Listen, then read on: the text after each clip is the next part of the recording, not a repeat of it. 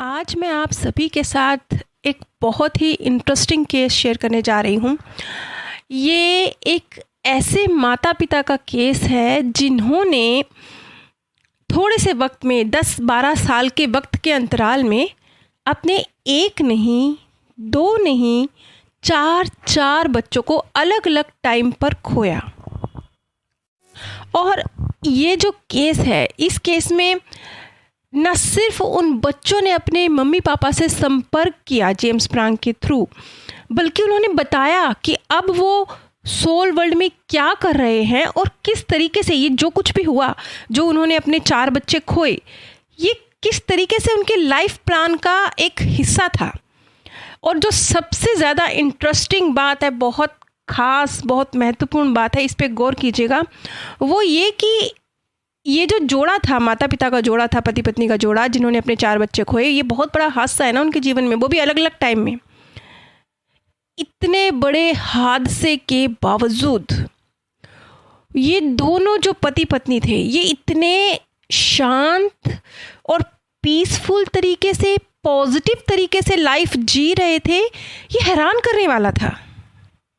Normally ऐसा नहीं होता, माता पिता नहीं झेल पाते, अपने एक संतान से दूर होना भी नहीं झेल पाते। लेकिन यहाँ देखिए, अब मैं आपको बताऊंगी कि कितना ये अलग केस है। जैसे कि जेम्स प्रांग को, जो उनका बच्चे 2 बच्चे थे, ट्विन बच्चे थे, जिन्होंने कुछ ही शायद वो महीने 1.5 महीने के रहे होंगे जब उन दोनों बच्चों की मृत्यु हुई। तो अब उन बच्चों को जेम्स प्रांग ने, जैसे बड़ी आयु का 25-30 साल का, अगर वो होते बच्चे आज, तो वो 25-30-26 साल के होते, तो वो 25-26 साल के यंग बच्चे उनके सामने खड़े थे, लड़के 2 खड़े थे, और वो मैसेज कन्वे कर रहे थे अपने पापा को। तो एक बड़ा ही इंटरेस्टिंग केस उन बच्चों ने अपने पापा से शेयर किया कि पापा, 2 दिन पहले आप को हमने गाइड किया था। मतलब ये मजाक ही है, मजाक मीन्स 2 दिन पहले उनके पापा जी और मम्मी कोई गेम खेल रहे थे, कोई पजल सॉल्व कर रहे थे, जहाँ पे कॉन्ट्रैक्ट ऐसा एक वर्ड आना था, जो उसके पापा को समझ नहीं आता कि यहाँ पे कौन सा शब्द, कौन सी स्पेलिंग क्या आएगा। तो उनके पापा ने गेम में अपना हाथ ऊपर उठाया, अपने कहा, जेमी प्लीज़ हेल्प करो, क्या लिखूँ यहाँ पर, कौन सा शब्द आएगा यहाँ पर, ये पजल सोल्व कराओ। तो तभी उनके माइंड में आइडिया क्लिक किया कि कॉन्ट्रैक्ट, ये शब्द बनेगा। तो हंस पड़े उनके पापा जब उन्हें ये पता चला कि जब वो गेम खेल रहे थे पति पत्नी, और उनके पापा तो ऐसे गेम खेल रहे थे जैसे उनके बच्चे साथ में ही बैठे हों कि बच्चे बता ना अब क्या करूं। तो उसके बच्चे ने बताया कि देखा पापा, आप 2 दिन पहले कॉन्ट्रैक्ट शब्द आप ढूंढ रहे थे ना, हमने बताया था, देखिए ये तक हुआ। और इसी केस में एक उनकी मम्मी जी जो बैठी हुई थी, उन्होंने एक बहुत खूबसूरत बात बोली। उन्होंने ये बोला कि जैसे जेम्स प्रांग ने उनसे कहा कि क्या आपने अपने 4 बच्चे खोए हैं, तो इस पर उनका जवाब बहुत ही खूबसूरत जवाब था। उन्होंने कहा कि हाँ, लेकिन मुझे ऐसा कभी नहीं लगा कि मैंने उन्हें खोया है। मैं सिर्फ इतना समझती हूँ कि जीवन के अलग अलग पड़ाव पर, अलग अलग मोड़ पर, लाइफ के अलग अलग हिस्सों में वो मेरी ज़िंदगी में आए। हम यहाँ पर इसलिए हैं क्योंकि हमने कुछ करना है, वो हमसे करवाने के लिए आए। ये लाइन बहुत महत्वपूर्ण है क्योंकि उनकी 4 बच्चों के जाने के बाद उनकी लाइफ में इतना बड़ा चेंज आया कि आज वो इस चीज़ को समझ पा रहे हैं कि वो बच्चे कुछ करवाने के लिए इनकी लाइफ में आए थे। तो आगे उनकी मम्मी जी ने कहा कि मुझे पता है कि वो भी कुछ बेहतर कर रहे हैं, और एक दिन आएगा जब हम एक साथ होंगे और एक खूबसूरत वक्त साथ गुजारेंगे। ये मैंने आपको बात क्यों बताई, क्योंकि देखिए उसके मम्मी और पापा दोनों का ही नज़रिया देखिए जीवन के प्रति 4 बच्चे खोने के बाद। और सिर्फ इतना नहीं हुआ, उनके बच्चों ने बताया कि किस तरीके से अब वो सोल वर्ल्ड में हैं और किस तरीके से ये उनके सोल प्लान का हिस्सा था, और उसके मम्मी पापा कितना बेहतर परफॉर्म कर रहे हैं। मतलब वो अपने लाइफ लेसन सीखने के सोल प्लान के मुताबिक जैसे उनको चलाना चाह रही थी ये कुदरत, वो वैसे ही चल रहे हैं, बिल्कुल एक्यूरेट गेम खेल रहे हैं, बहुत अच्छी तरीके से वो अपने लाइफ लेसन को अचीव कर रहे हैं। इस बात के लिए उनके बच्चों ने उन्हें अप्रिशिएट किया और बताया कि किस तरीके से क्या लाइफ प्लान था और अब वो सोल वर्ल्ड में क्या कर रहे हैं। और अभी जैसे मैंने एक बहुत महत्वपूर्ण बात बताई कि जब वो बच्चे गए थे तब वो बच्चे बहुत छोटे थे, 1-1.5 महीने के बच्चे थे, लेकिन जब इस बात को लगभग 25-26 साल गुजर चुके थे। लेकिन जब जेम्स प्रांक के सामने वो बच्चे आए हैं तो वो 25-26 साल के युवा लड़कों के रूप में उन्होंने अपना परिचय जेम्स प्रांक से कराया। इन पति पत्नी का नाम था एलिस और पीटर, और उनके ट्विन बच्चे जो गुजर गए थे उनका नाम था जोसेफ और जोएल। और वहीं पर उनकी एक बेटी जिसका नाम था बेटी, उसकी आत्मा भी मौजूद थी। उस बच्ची का भी स्वर्गवास हो चुका था। तो उनकी जो मम्मी जी थी वो अपनी बेटी के जाने के बाद एक अनाथ आश्रम में उन्होंने काम करना और जो गोद ले जाने वाले बच्चे होते हैं उनके लिए कार्य करना शुरू कर दिया था। तो बेटी ने कहा कि अपनी मम्मी से उन्होंने कहा कि आप बिल्कुल परफेक्ट जॉब कर रही हैं, यही हमारा सोल प्लान था, हमारा ग्रुप में एक डिसीज़न था।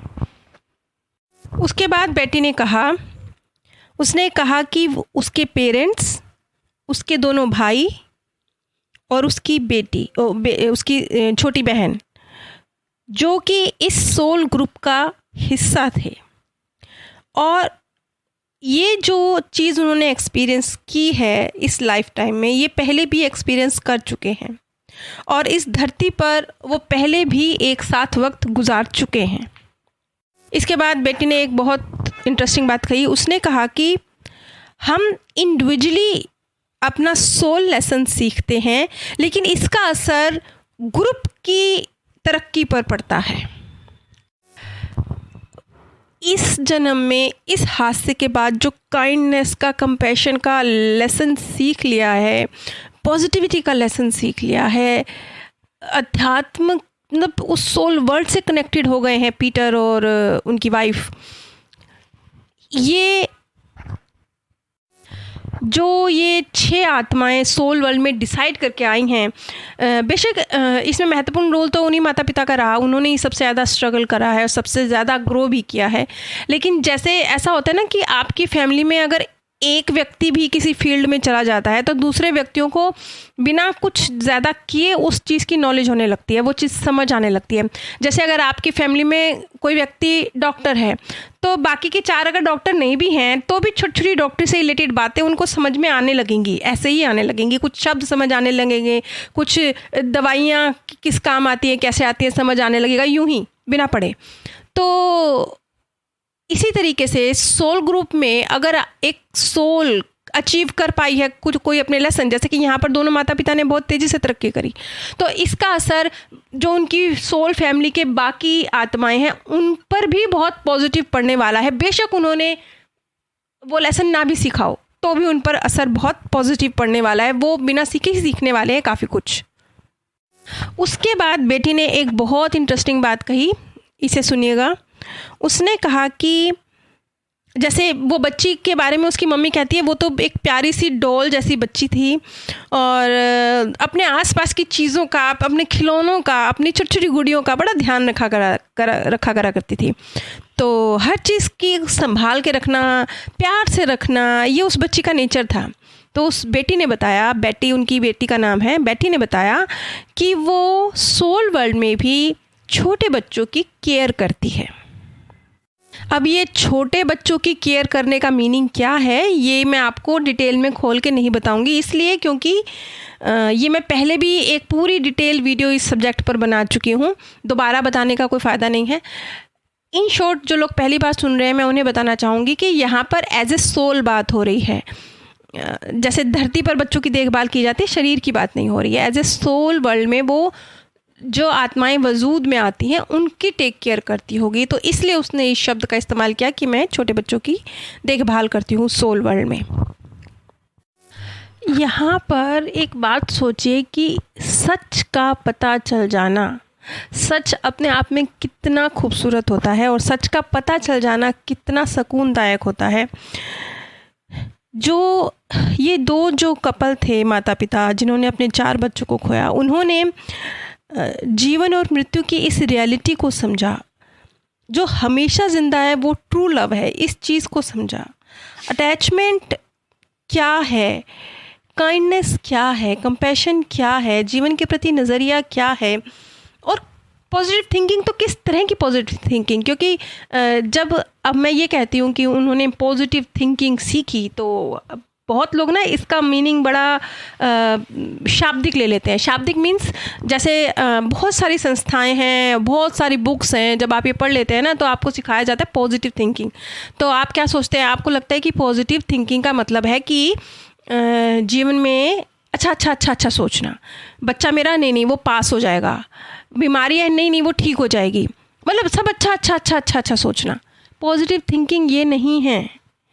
पॉजिटिव थिंकिंग ये नहीं है कि आप सिर्फ अच्छा सोच रहे हैं। पॉजिटिव थिंकिंग का मीनिंग है कि आप रियलिटी को एक्सेप्ट करते हुए जो हो रहा है वो बहुत बेहतरी के लिए हो रहा है, आज नहीं तो कल उसमें क्या बेहतरी छुपी है वो मुझे नज़र आएगी। इसके साथ साथ आप ज्ञान से भी जुड़ जाते हैं। जैसे अभी इन्होंने अपने 4 बच्चे खोए तो इन्होंने जीवन और मृत्यु के रहस्य को समझा। इन्होंने कभी सोचा ही नहीं कि मेरे बच्चे मुझसे दूर हैं। वो खेलते भी थे, वो आपस में तो ऐसे खेलते थे जैसे उनके बच्चे बैठे हुए हैं साथ में। वो अपने बच्चों के गाइडेंस को एक्सेप्ट कर पा रहे थे।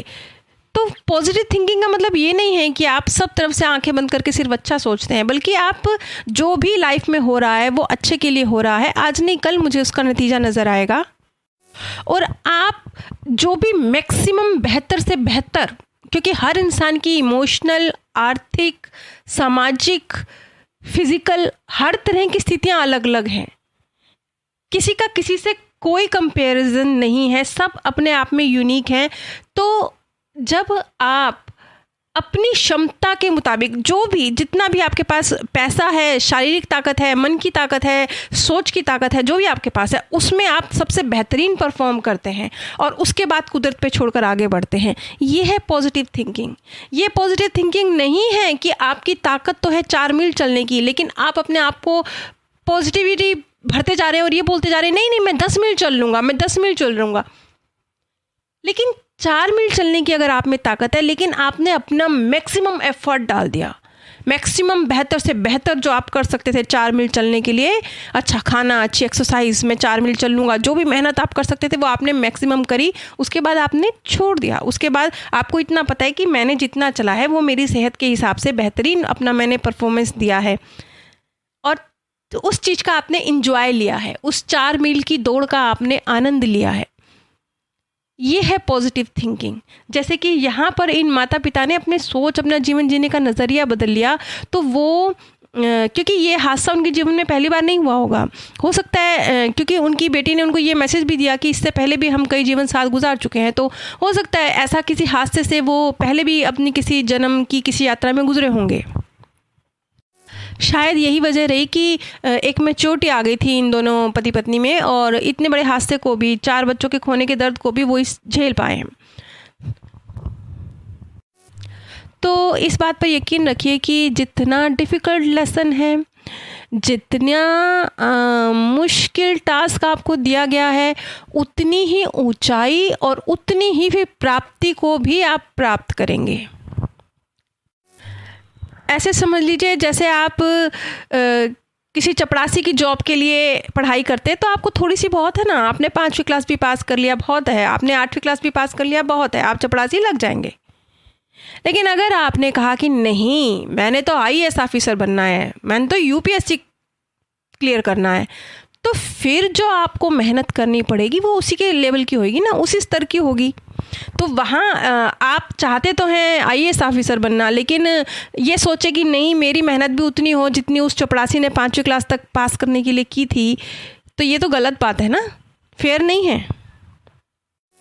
तो बस इसी तरह से यकीन मानिए अगर इस तरह का कोई हादसा आपकी लाइफ में हुआ है तो ज़रूर आपके जीवन में, अगर आप उस हादसे को सही पाथ पर चल पाए, वो हादसा आपको सही पाथ पर चलाने में कामयाब हो पाया है, आपके बच्चे जो ज़िंदगी से गए हैं आपके, वो आपको जो गाइड करना चाहते थे वो गाइड करने में सफल रहे हैं, तो यकीन मानिए एक बहुत, चाहे थोड़ा टाइम लगेगा, लेकिन एक बहुत पॉजिटिव सकारात्मक चीज़ को लेकर आप बाहर निकलेंगे।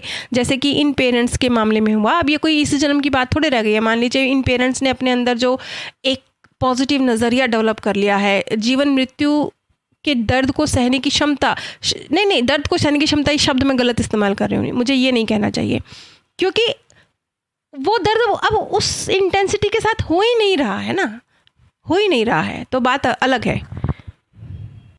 रहस्य को समझ लिया है। तो इसी तरीके से जब आप भी किसी बड़े टास्क को लेकर धरती पर आ गए हैं, तो हो सकता है सिचुएशंस कुछ मुश्किल आएंगी, लेकिन उनको पार करके जब आप निकलेंगे तो जो प्राप्तियां होंगी वो भी बहुत ख़ास होंगी, क्योंकि लाइफ लेसन भी ख़ास था। और याद रखिए, मुश्किल लाइफ लेसन उन्हीं को मिलते हैं जिसमें उठाने की क्षमता होती है। माँ बाप जो भारी वाली अटैची होती है ना, 20 किलो वाली, वो उसी बच्चे को देते हैं जो बच्चा ज़्यादा ताकतवर होता है, यंग होता है उठाने के लिए। जो छोटा सा बच्चा होता है ना, उसको छोटे वाला, वो 1 किलो वाला, आधा किलो वाला खिलौना बैग उसका पकड़ाते हैं, क्योंकि वो उसी को उठाने में सक्षम है। तो ये कुदरत जानती है हम कौन से दुख को सहने में सक्षम हैं, कितने वक्त में हम निकल पाएंगे इस चीज़ से बाहर, और कैसे निखर के निकलेंगे।